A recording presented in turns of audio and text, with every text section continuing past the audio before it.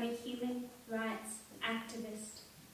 I take to the streets in protest. I raise my voice crying out, crying because I am the daughter full of fear.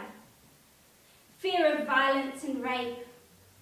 I am the daughter without bodily autonomy.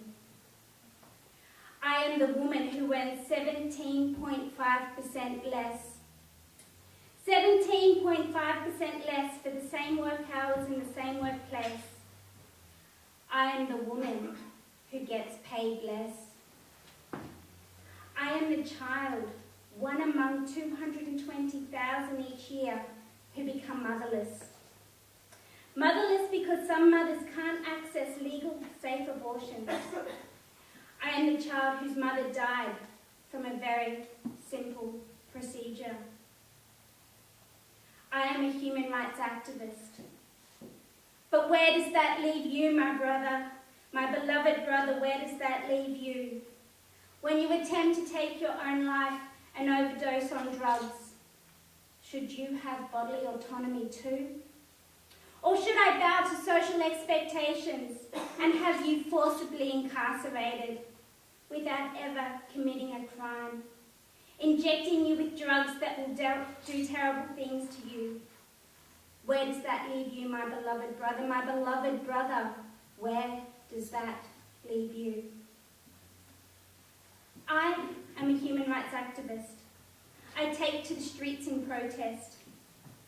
I am the sister-in-law of a Waka Waka man, a father, a lover, a brother, who is now a number on a page, a deaths in custody statistic and a report written nearly 20 years ago, a report that's recommendations were never implemented. I raise my voice crying out, crying because my niece, my sister, my daughter have never experienced the true interconnections between land, language, and people.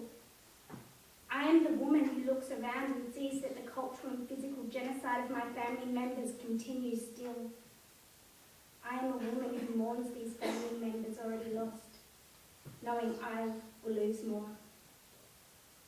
I am a niece whose uncles live in a place where the Australian government has suspended the Racial Discrimination Act. I am a niece whose uncles, a mere 45 years ago, were classed as flora and fauna.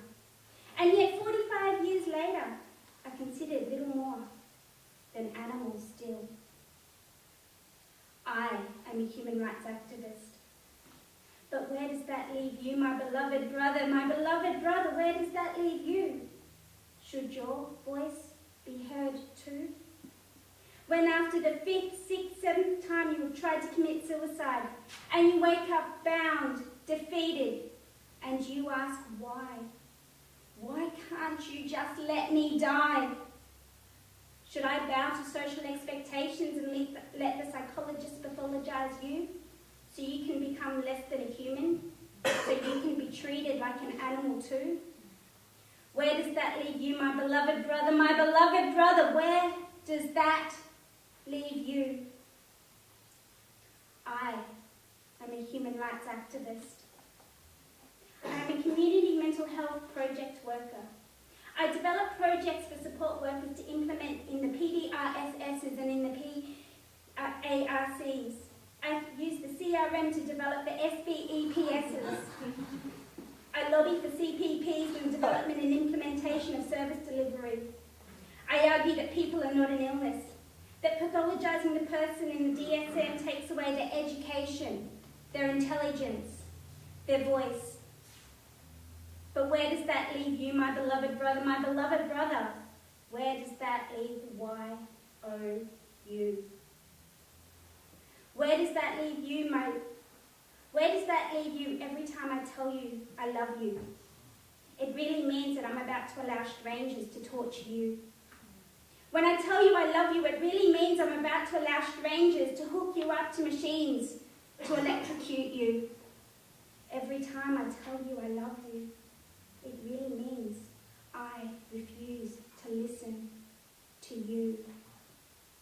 Where does that leave us, my beloved brother? My beloved brother, where does that leave us?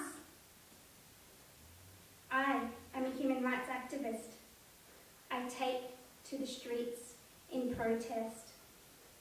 Sometimes I don't know what to do, my beloved brother, my beloved brother. Sometimes I don't know what to do. For human rights aren't packaged in neat little boxes with pretty bows. Where does that leave us, my beloved brother, my beloved brother? Where does that leave us? Because human rights include you too.